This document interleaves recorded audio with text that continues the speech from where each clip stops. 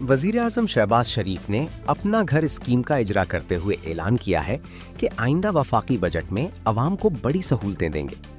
वफाकी दारुल हुकूमत में मुनक्किदा तकरीब से खिताब करते हुए शहबाज शरीफ ने आइंदा बजट के हवाले से खुशखबरी सुनाई कि हुकूमत अवामी फलाह के लिए अहम और नुमाया इक़दामात सामने लाने की तैयारी कर रही है।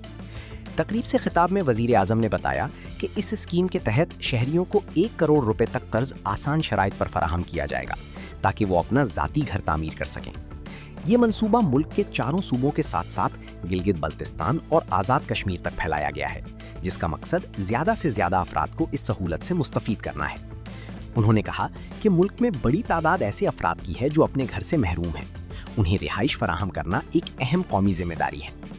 वजीर आजम ने कर्ज हासिल करने वाले अफराद को मुबारकबाद देते हुए इस अज़्म का इजहार किया कि आम आदमी को छत की फराहमी हुकूमत की अव्वलीन तरजीह रहेगी। वजीर आजम ने बताया कि हुकूमत ने इस मंसूबे के पहले मरहले में 50,000 घरों के लिए कर्ज फराहम करने का हदफ मुकर्रर किया है और इस मकसद के लिए 321 अरब रुपए की फाइनेंसिंग मुख्तस की गई है।